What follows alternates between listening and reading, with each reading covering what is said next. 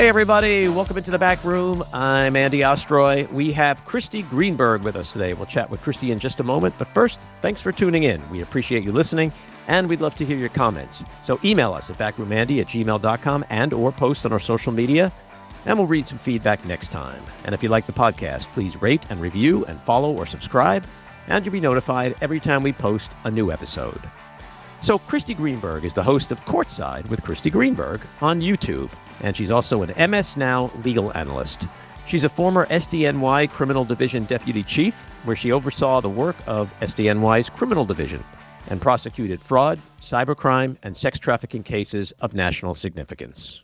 Kristy, welcome into the back room. Thank you so much for having me. It's great to be here. So the first thing we have to discuss is clearly the most important thing happening right now, and that is the KNICKS.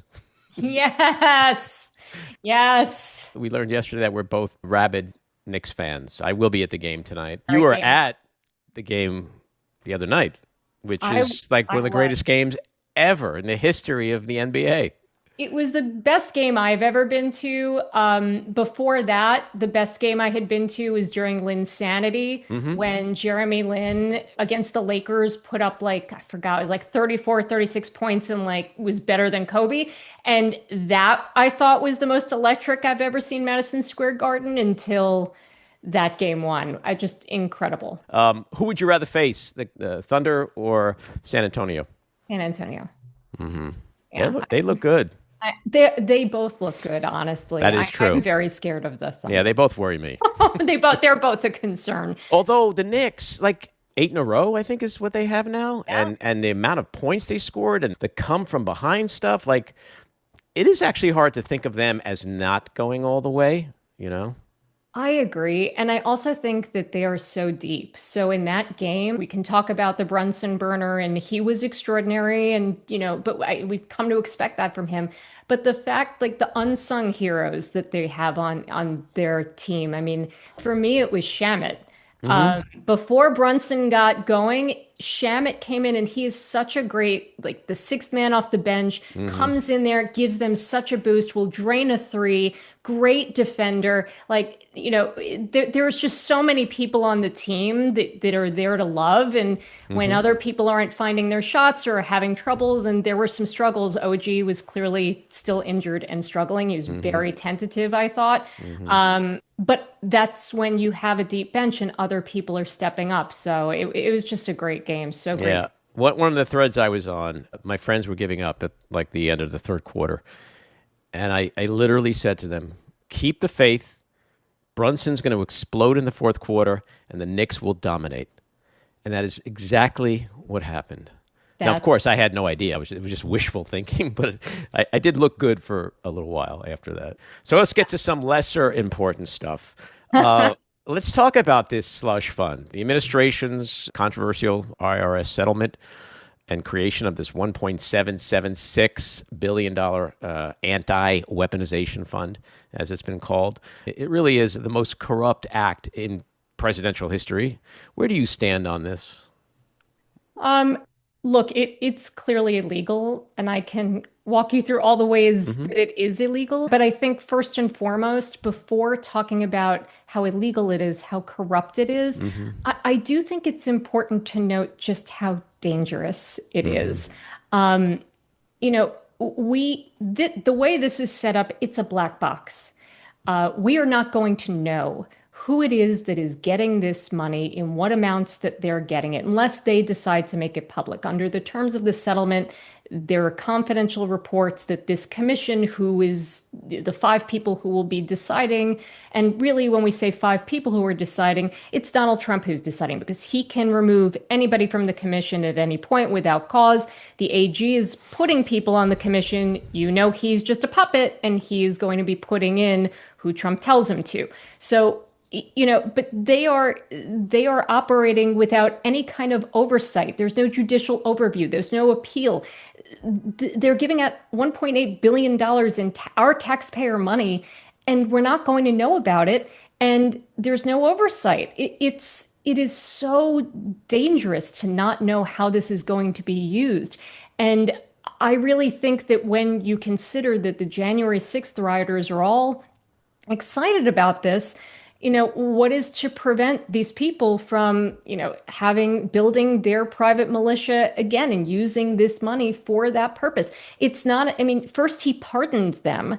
Now he's paying them. They don't have to fear prosecution anymore. To the contrary, they are being rewarded. So the message is clear. You're not going to face any legal or financial consequences for violence on January 6th and any future January 6ths.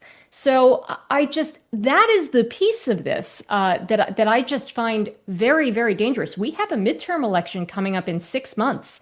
The timing of this is very scary. I don't know what this will mean for our midterm elections, what it will mean for 2028 elections. This is empowering the people who attacked our Capitol. I think anybody who cares about democracy, anybody who was horrified that day, should be horrified by this. So we have Representative Jamie Raskin, the top Democrat on the House Judiciary Committee. He's also a constitutional law scholar. He said the fund is, quote, staggering corruption. It's, quote, illegal. It's, quote, unconstitutional. That only Congress has the power to appropriate money, and Congress never voted on it. And he also cited the 14th Amendment, Section 4, which says that no money shall go to pay for insurrection or rebellion. We have lawsuits being filed by Democrats. We have lawsuits being filed by 2 of the officers who were attacked that day. And we also have Republican congresspeople like Brian Fitzpatrick, who is saying he's going to try really hard through legislation to stop this. So getting past the unconscionable, infuriating aspect of this, do any of these things have legs in terms of succeeding and ultimately stopping this fund from being ultimately created? And then we'll talk later about the immunity part of this settlement, but just in terms of the disbursement of taxpayer money, we have a process in this country for how we spend taxpayer money, right? You can't just go in and take whatever you want. Right. And that's exactly what they're doing. They are doing it under the umbrella of saying that this is coming from the judgment fund. But the judgment fund is appropriations from Congress for a very specific purpose, to settle, actual or imminent lawsuits against the United States. In the definition of what that means, it means you have to have a real dispute. And there wasn't here. There was not a real dispute. Everybody's on the same side. Everybody, the IRS, the Department of the Treasury, the DOJ lawyers, all working in the interests of Donald Trump, not us, the American people. So there's no dispute here. Therefore, you can't say the money is coming from a settlement fund. There is no settlement. The judge, even when she closed the case, said there is no settlement of record. No settlement paperwork was ever provided to the judge in the case. She never approved anything. There's no settlement.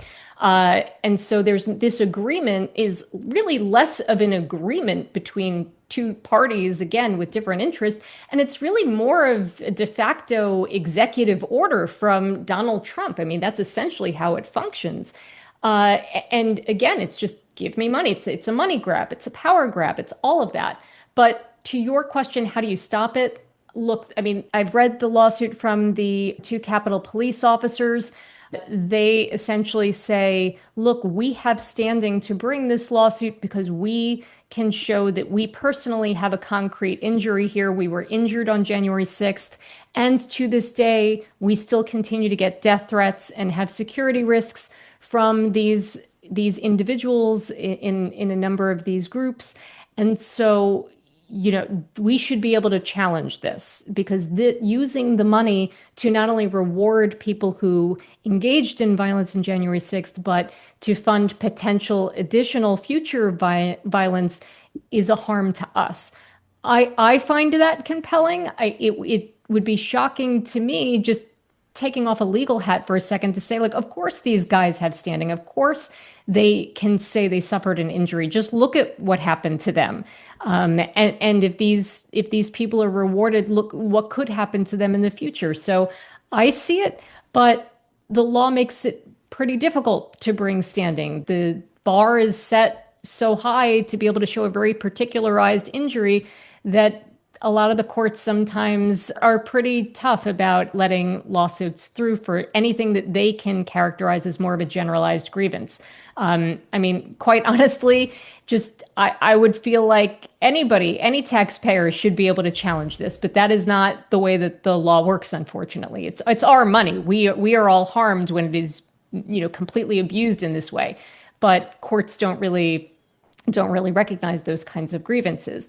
The best suited people, I think, to really be able to challenge this would be Congress in filing a lawsuit against DOJ to stop it and to actually passing legislation to block it. But with this Congress, I don't think either of those things will happen. And yes, it could happen in the midterms if the Constitution of Congress changes. But the problem there is by that point, 6 months down the road, the damage may already be done. They may already have spent the money.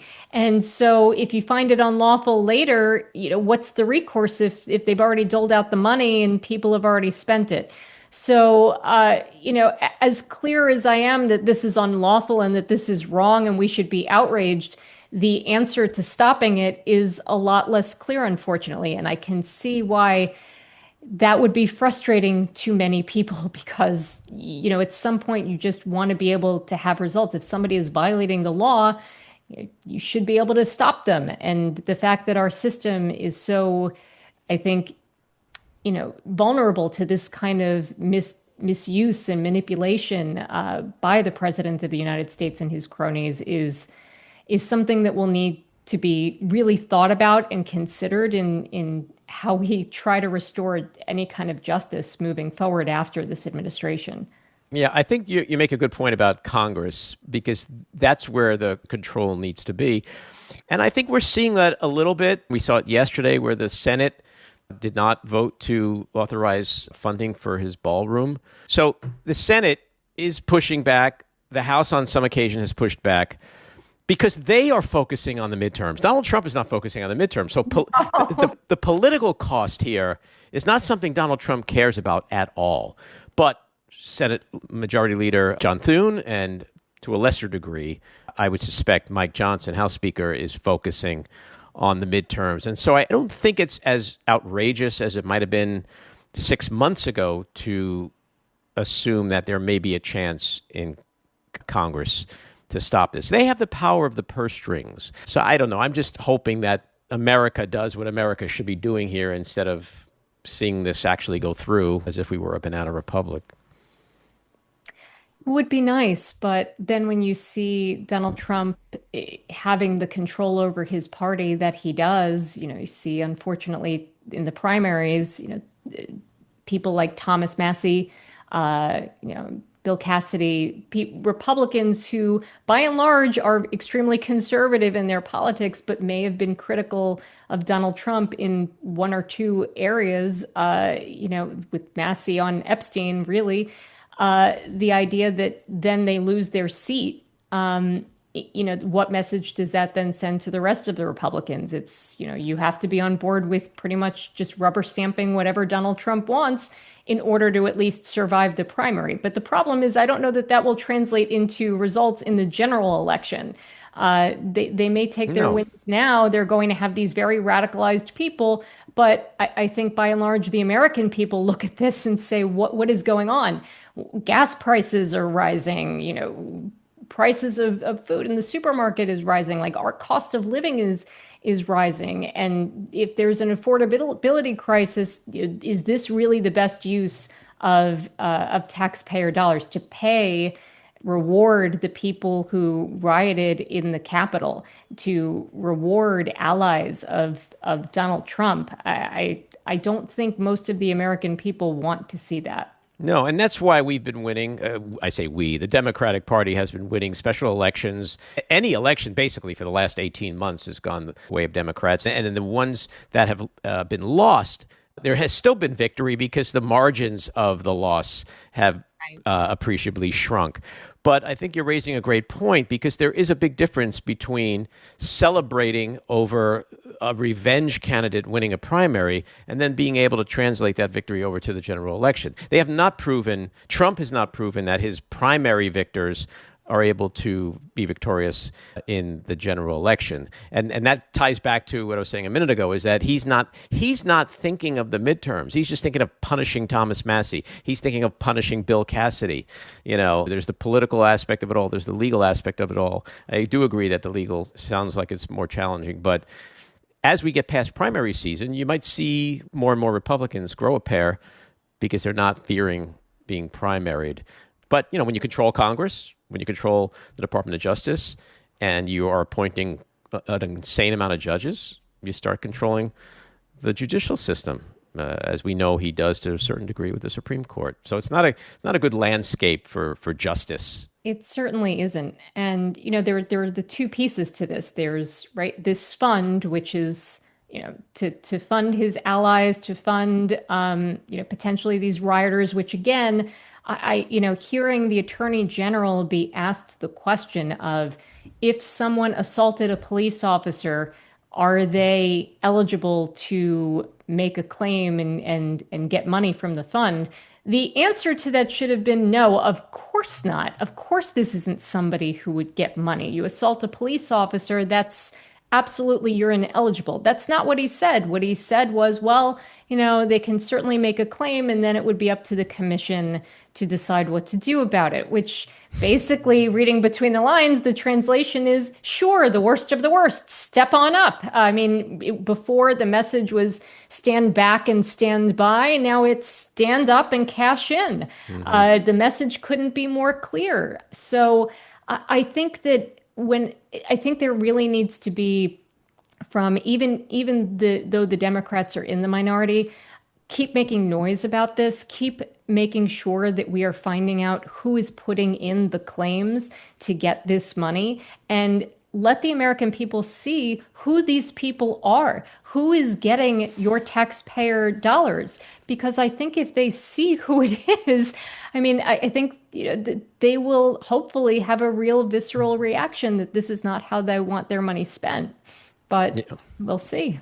Yeah. Let's talk about the other outrageous part of this settlement, which is that the Department of Justice granted Trump, his family, his businesses, his trusts, what seems like blanket immunity forever from ongoing audits, investigations, prosecutions into their tax return related matters. And I'm curious to know, is this the kind of arrangement that is truly irreversible under a Democratic administration in 28, or even if Democrats take control of Congress in the November midterms? Are we really stuck forever? And they use the word forever in this one-page deal. I can't imagine that that's forever, because because all of, like we were saying, Trump is just unilaterally doing things. So if he gets to unilaterally do things, the thinking is, well, in 28, if there's a Democrat president with perhaps a Democrat-controlled Congress and certainly a Democrat-controlled Department of Justice,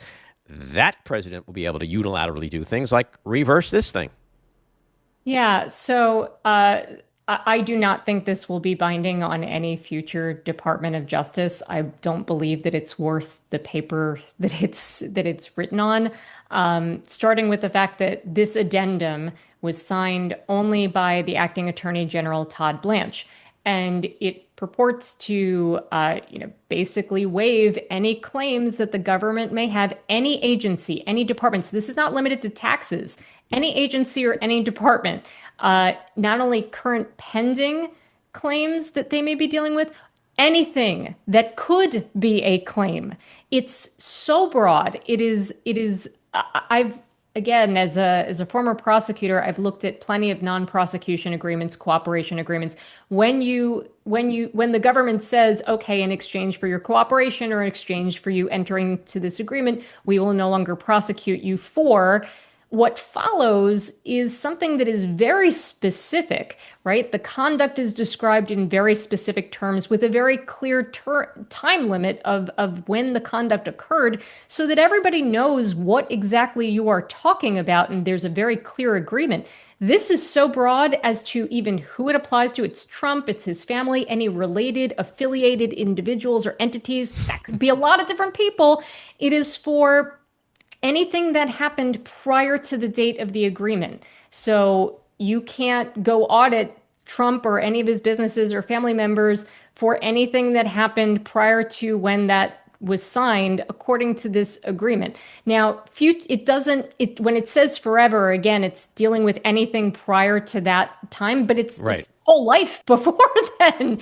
I mean, that is not how these things get written. So this kind of broad blanket immunity is just not done. There's no precedent for it. And it's not in the interest of the American people. It is, this is really Todd Blanche putting on his, hat as, I'm Trump's defense attorney and acting to his benefit, because this could never be to the benefit to have that kind of a broad immunity for all different kinds of things. I read it as not just being civil liability, as I read it as also being potential criminal liability, not again just for Trump, but the family and anybody affiliated with him. It is so vague and so broad and so problematic that, it seems to me to be void as against public policy, as, brought in bad faith. It is deeply, deeply problematic. So I think any future attorney general would look at this and say, we're not bound by this. We can go back and look, in fact, at what you've done. And by the way, we'll go to court over it then. Like, you think this is binding? Go to court and show that this was actually done in good faith. It clearly is not. Mm-hmm. And there's also a law, right? There's federal law that prohibits Trump from instructing the IRS to stop or start specific audits, but there's also a carve-out for the Attorney General of the United States, in this case, Acting Attorney General Todd Blanche. How would litigants go about trying to prove that, as we all know, Blanche would never have done this without the marching orders from Trump? I think that all you need to do is go back and look at all of Todd Blanche's statements. You could even just go back to when he became the acting attorney general. You can just go back to that point where he's very clear that Donald Trump is the one calling the shots, and it's his priorities, it's his agenda, it's what he wants to do, and Todd Blanche is really just, executing Donald Trump's orders and vision. I don't think there's anybody who thinks that he is independently coming up with any of this, that this isn't, I view it again as actually I would argue that this is really a violation of that specific statute that you mentioned, because this isn't really Todd Blanche saying, oh, we're not going to audit Donald Trump and his family. This is clearly Donald Trump saying it, telling Todd Blanche to do it, and Todd Blanche is just going forward and doing it. So it's because the statute's very clear that Trump can't do this either directly or indirectly. I would argue this is indirectly. Now, again, how do you prove that? I think that, again, Todd's own statements about his role and what he does, and how, Trump is directing investigations. And he says that's fine. That's totally within his right to do that. It's his Department of Justice. They've made very clear that they report to him, that there is no real independence. And so when you take that kind of a view of the Department of Justice, hard to then say in this specific circumstance where it is clearly to Donald Trump's benefit that they were at arm's length and that this was, totally Todd Blanche acting independently. I don't see how anybody could get up with a straight face and make that argument in court and have a judge believe it. Mm-hmm. I've spoken with a lot of people who previously worked with and knew Todd Blanche in his other life, and they all say, this is not the Todd Blanche I know. I think you have kind of a different take on that. What do you think is going on here? I worked with him when we were at SDNY together, and I'm not surprised. Anybody who's been paying attention since he has been defending Donald Trump, has seen the signs of how he's behaved. 2 years ago, I wrote an op-ed piece for MS NOW. I followed closely the trial in Manhattan, and where Todd Blanche was lead counsel. And if you looked at what he was doing in court, things like defend, again, his job is in that role was to zealously advocate for Donald Trump. He was his defense attorney. That was his job. But there were a lot of tactics that he used that were really questionable at the time. Things like, Trump talking about particular jurors, where any defense attorney worth their salt would talk to their client and say, knock it off. You can't do that. Like, you can't talk about specific jurors. You can't intimidate people on your jury. But that's not what he did. He would, whatever it was that Donald Trump did, he would defend it to the point where the judge in the Manhattan case, Judge Merchan, said, you have no credibility with this court anymore. Improper arguments that were being made that happened in opening arguments where he was making arguments that really were not, there were various objections made because he was saying things that the judge had already said you can't bring up. Even at the end, during his closing, in his argument, he made a reference to, sentencing, which every prosecutor knows. This is like prosecutor 101. During a trial, you can't mention the fact that a criminal defendant could be sentenced to jail or see jail time. It is something that could be highly prejudicial to the outcome, because the jury may say, well, he's guilty, but I don't know that he deserves to go to jail for this. Do we really want to put him in jail? So you're not allowed to mention that. Everybody knows that. He knows that. And he did it. Why? Because, again, he was hunting for that mistrial. And those are the kinds of things, again, you can zealously advocate, but he was, in my view, he was crossing the line from zealous advocacy to playing really dirty. This was Roy Cohn. In my opinion piece, I argued he was using Roy Cohn tactics. Donald Trump was very clear that he wanted a Roy Cohn. He wanted Todd Blanche to be more aggressive. And, he was delivering. He was doing what Donald Trump wanted. And that was 2 years ago. So the idea that, if he was acting that way as his personal lawyer, and again, in my piece, I said he's clearly auditioning because if Trump wins, he'll get a plum position in his administration if this all works out. So the cost benefit analysis for him of, if I play it safe and, he ends up getting convicted and that, that doesn't help me. But if I, maybe cross the line a little bit and I get a mistrial or get a good result for him or make him look good, and he wins, like I could get a great position in his administration. So, to me, it was always pretty clear where he was going based on his actions in court and how he behaved, how he treated the judge, how he was treating a jury. I'm not surprised by any of it. I think anybody who's surprised hasn't been paying attention for the last few years. His behavior has been pretty appalling from the start. How do you compare him to Pam Bondi? Did we get an upgrade or did we sink lower? He's savvier than Pam Bondi. He's smarter than Pam Bondi. He's much more polished than Pam Bondi.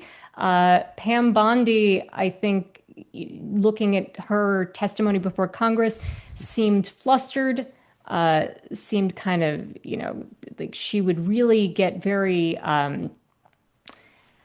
very emotional, kind of just shrieking at points and yelling at various people. And we haven't seen that from Todd Blanche. Todd Blanche, when he's appeared before Congress, he has that righteous indignation, but he's not raising his voice. He's not losing his cool. He is, at least appearing to be calm and collected as he responds. So, and for somebody like Donald Trump, who very much cares about how one presents on TV, that matters.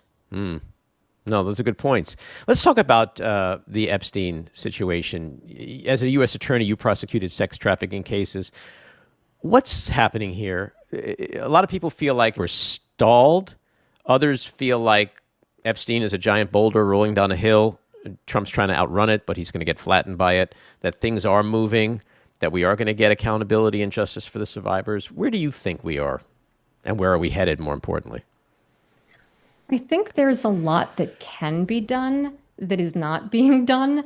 I think that the Democrats have a number of avenues for investigation. And look, I don't have complete insight into how they are conducting in their investigation. So maybe these are things that they are doing.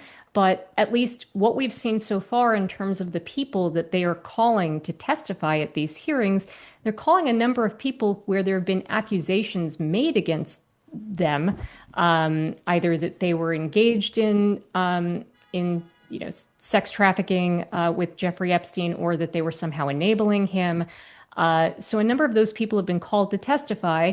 But the problem is they're called to testify. They deny all knowledge that Epstein did anything wrong. They say they had nothing to do with it.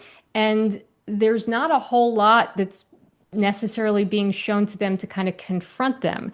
And so, there's some things, but not really the smoking gun that you would want.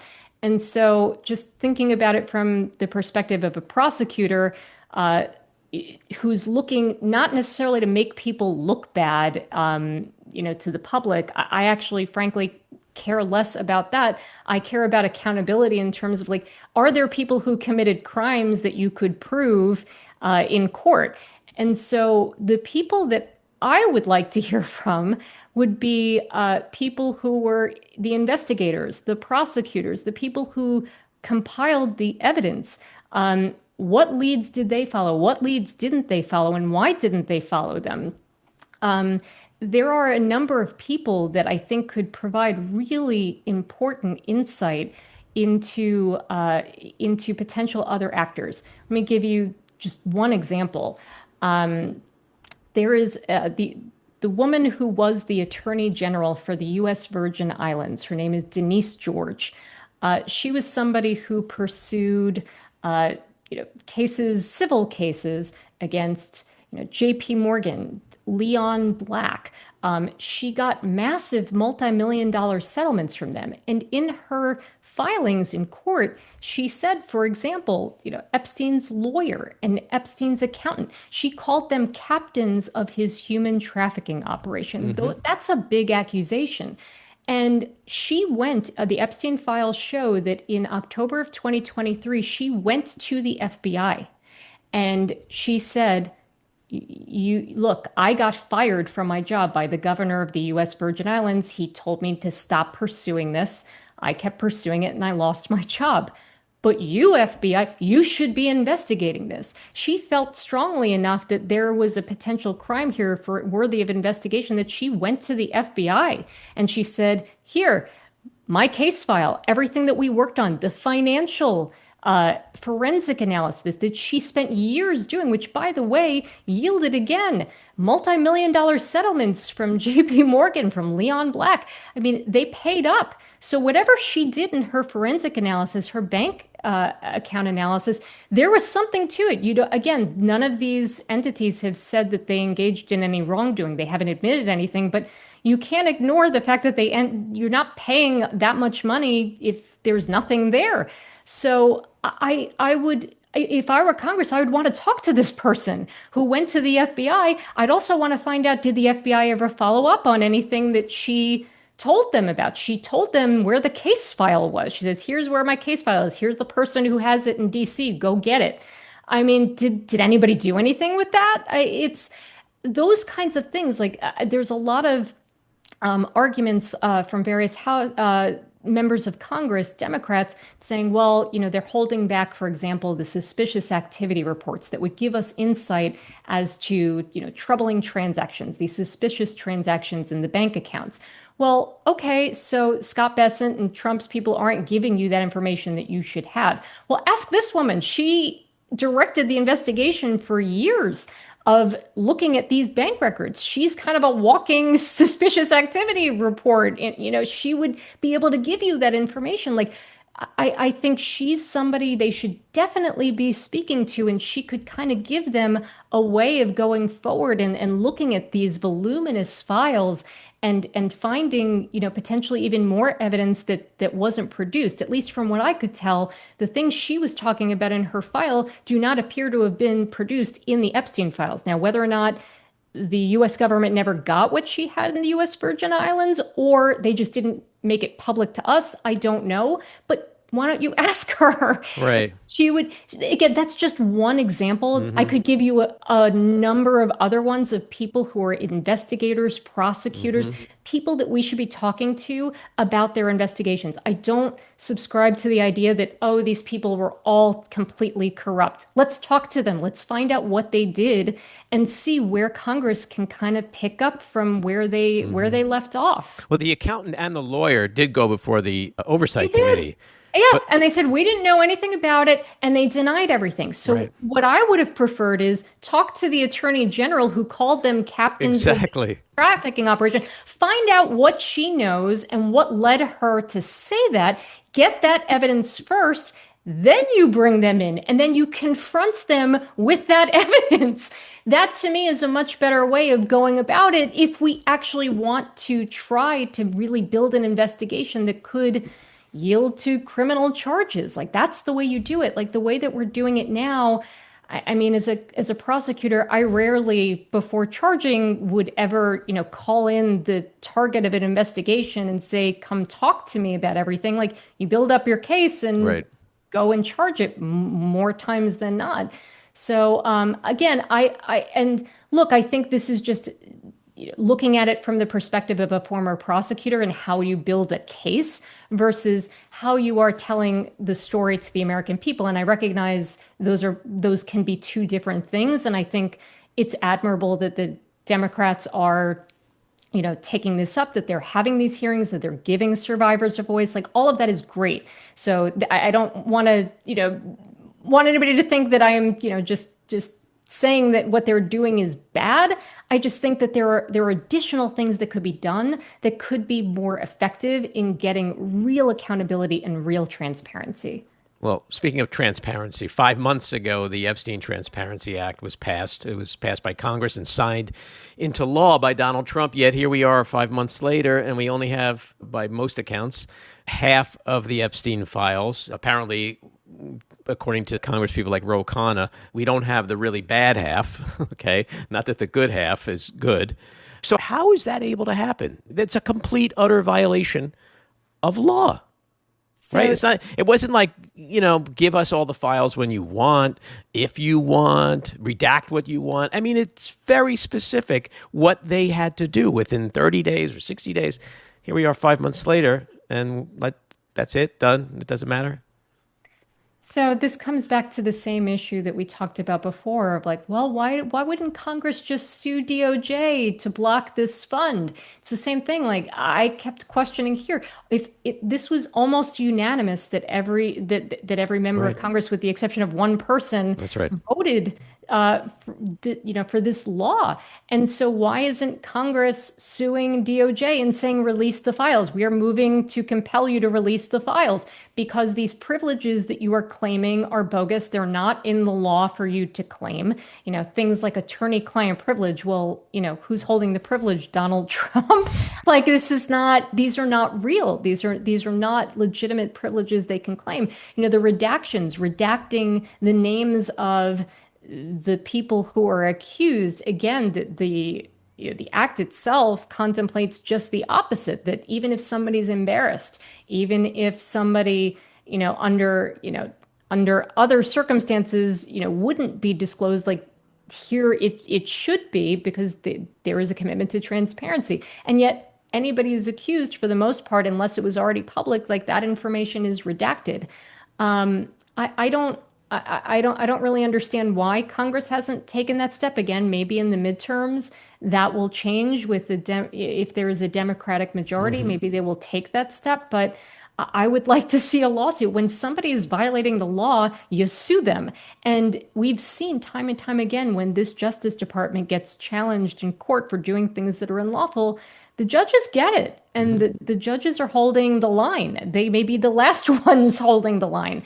So it's very frustrating why that hasn't happened yet. I would love to ask those questions continually of like, why hasn't we have one journalist, Katie Fang, who sued to release the Epstein files. Again, I love that she's doing something. She may have some challenges, again, showing standing that she personally has an injury there. But But at least it's something. At least it's some action. Like, why aren't members of Congress doing the same thing? What do you want to see from Pam Bondi when she testifies on May 29th? Oh, so I don't know if it will, I don't know if they've said whether or not it will be public.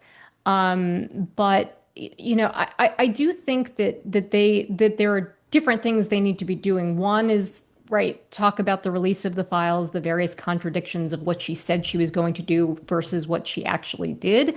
I think that's one component. But I also, again, there are all these threads in the files themselves. I think of investigative steps that clearly should have been taken, and it's not clear that they ever were. And I would be asking her about those things. And I can give you one example. Was there's a Palm Beach police chief, Michael Ryder, and he, again, in the Epstein files, there's a report saying that he spoke to the FBI in 2019, and he had said that, back whenever the first charges against Jeffrey Epstein were being contemplated, that Donald Trump had spoken to him and said, everybody knew that Jeffrey Epstein was up to this. I'm really glad that you're doing something about it. Everybody knew. By the way, Ghislaine Maxwell was a monster. You should really be looking at her, which wasn't public at the time. So, like, how did he know that? How did he know those things?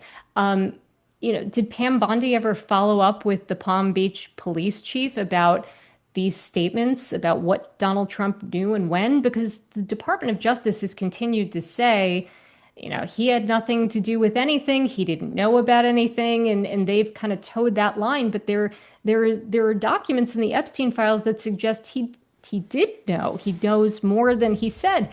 And, yeah, what did you do about that? Did you ever follow up? Did anybody in your Department of Justice ever follow up? If you didn't, why not?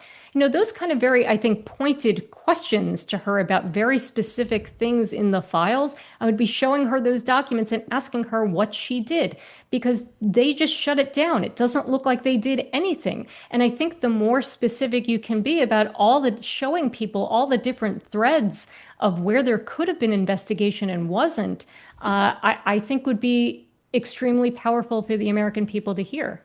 Yeah, I think her interview is going to be similar to Howard Lutnick. It's behind closed doors. It's not public. I don't think it's being videotaped. I don't think she's under oath. I think it's transcript only. So I don't know what's going to come of it. Probably the same thing that came of Howard Lutnick's testimony. But I always try to think just logically. Like, most of us believe there's some kind of cover-up taking place, because, like, why wouldn't all this stuff be happening, right? If there was people who really cared, right? A president who really cared, an attorney general who really cared. So I get back to, like, well, then why is it happening? When Todd Blanche says there's no more investigations, this is done. Kash Patel, same thing. There's no reason to investigate. Well, there is a fairly credible accusation in the Epstein files from a woman who says she was raped by Donald Trump when she was 13 years old. How is that not credible enough to at least investigate? How are we not investigating all of the people named in the Epstein files? How is there not one reason to investigate with all the data that we have, that we've seen, that Ro Khanna and Thomas Massie have uncovered? You could tie it right back to the other conversation we had about the IRS immunity deal. It's like someone who really has nothing to hide with their tax returns doesn't need this kind of broad, all-encompassing immunity deal, right? So somebody who has nothing to hide with the Epstein files shouldn't have a problem releasing all the files and going after the people who actually committed these heinous acts against children. So that's one example in particular where, again, having read the 4 reports that were drafted from the FBI agents who interviewed that particular individual, there are a lot of questions about how that investigation was done. So, for example, the first 3 interviews, the first time this woman who said she was sexually assaulted by Donald Trump when she was 13, first 3 times she was interviewed by the FBI, she was interviewed with her counsel present, and there was no recording of it other than, them taking notes. Then the 4th time she gets interviewed, there is, her lawyer's not there. And she said, she is specifically told, we want to talk to you about the people affiliated with Epstein, specifically Donald Trump. And they ask her, can we record this? And again, in my experience prosecuting sex trafficking cases, that's a no-no because victims get they feel vulnerable. They feel worried that their recording of them could be shown to other people. They generally are okay if somebody is taking notes, but the idea of being recorded tends to spook them, and so you generally don't do that. And the idea that they asked her to do that when her lawyer wasn't there to talk about, at the time, who was the president of the United States, this happened during his first term in 2019, that's all very odd. And then she said back to them, again, based on the report, she said back to them, well, what's the point if nothing can be done here? Now, as a prosecutor, if a victim had said that to me, I would say, well, there are a lot of things that can be done. There are a lot of ways in which your information can be useful. Whether or not there's a statute of limitations issue from when this happened, there are ways in which you could be helping us investigate, learn more, investigate, find other victims, and no matter how old the conduct is, there may be ways that we can go about charging it. Like we need to get the facts from you first to then figure out if there's something we can do. Don't believe that it's doomsday. There's nothing we can do here. Give us the information, trust us with that, and then we will work hard to make sure that we can secure justice for you. I mean, there are things that you say, I think, in that moment, and what they did, the FBI agents, again, according to their report, was basically say to her, like, well, go home and think about it. And if you want to come back and talk to us, we're here. We're here to listen if you want to. We want to give every victim the opportunity to talk. And it's like, that's not really what you're there for. You're not there so they can just get this off their chest. You're there to investigate. You're there to do a job to try and find the people who are engaged in potential sex trafficking. Like that is your job. So I reading that report, that didn't look like anything that I had ever seen in how you would talk to a victim about these things. And not surprisingly, that's the last report we've got. There's an additional note after that where her attorney contacts the FBI and he's like, hey, if you're going to talk to my client again, I need to be there. It needs to go through me, which by the way is exactly how it would be done, especially when you'd done that the first 3 times. So that is one scenario where I looked at that and I'm like, yeah, I want to talk to those FBI agents. Their names are redacted on the reports, but if I was a member of Congress, I mean, they have access to who these people are. Subpoena them, ask them to testify, ask them why they handled the interview in that way, and why no prosecutors appear to have been in the interview. Generally speaking, the prosecutors at that time, this is in 2019, they were going all over the country, according to the Epstein files, interviewing victims. Why didn't they interview this one? 4 times FBI met with her. They found her credible enough to talk to her that many times. Why wasn't a prosecutor sitting in? My personal speculation is, yeah, they wanted to make sure it was completely solid and it was corroborated and everything else before they would get involved because it involved the sitting president. And it's a pretty serious accusation. And they probably feared that their whole investigation could get shut down if they got involved. But that's not really the way. You shouldn't treat somebody differently based on who she's accusing. You should treat everybody the same. And so I don't know. I mean, those are the kinds of questions, like getting into the nitty gritty of things, that I would love to see Congress get into in these sessions with Pam Bondi, because by the way, there's no way she's gonna be able to answer that. There's no way she's gonna be able to talk about any of this. She hasn't thought about any of this stuff. They just said we're done with it because they want to just cover all this up. They don't want to dig deeper, and there are a lot of reasons to dig deeper.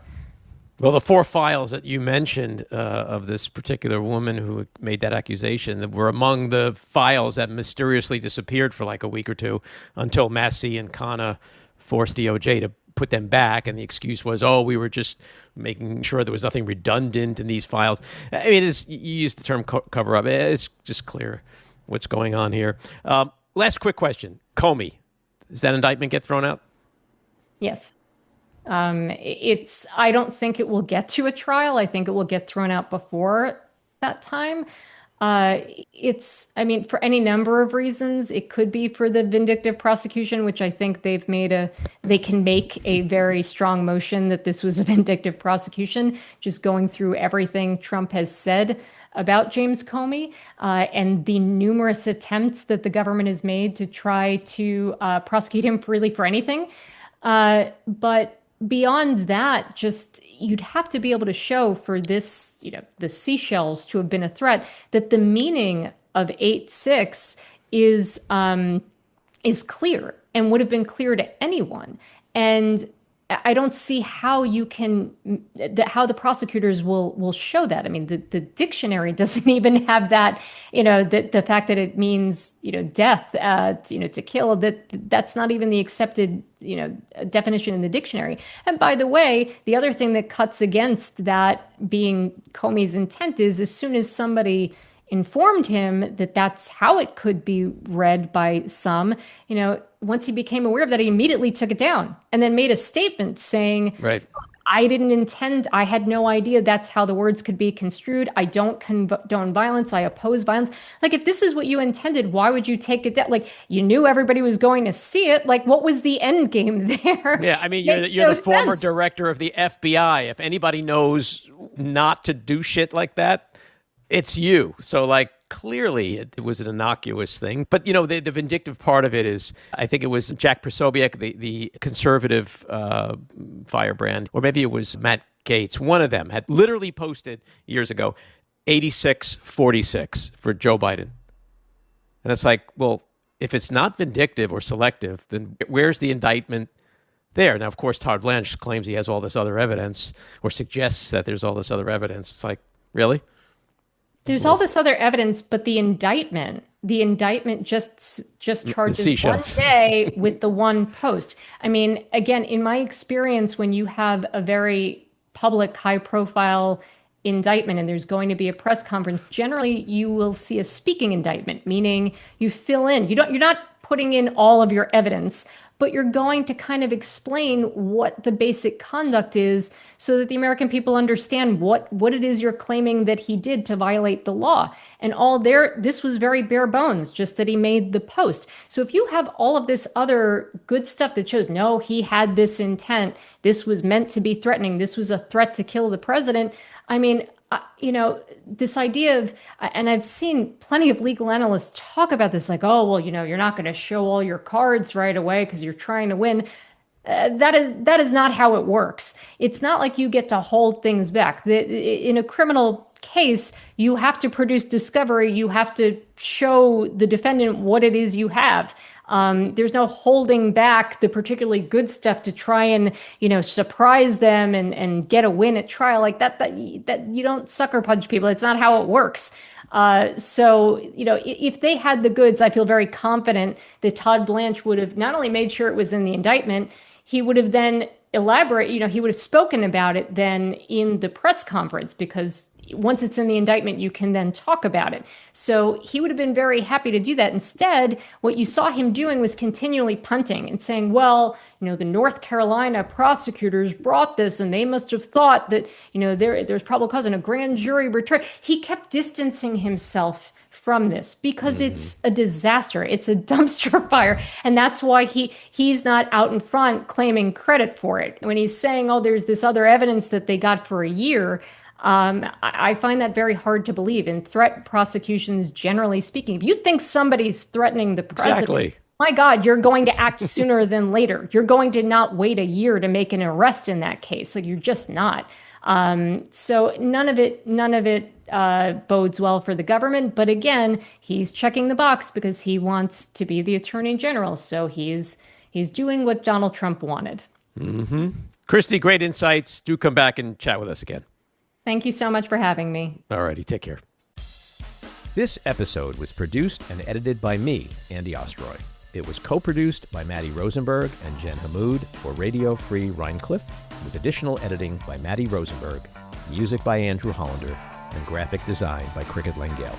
And with a special thanks to our sponsor, The Epicurean. Again, thanks for listening. Please rate and review wherever you get your podcasts, and subscribe to the Backroom with Andy Ostroy YouTube channel, where you can watch full videos of our interviews. See you next time.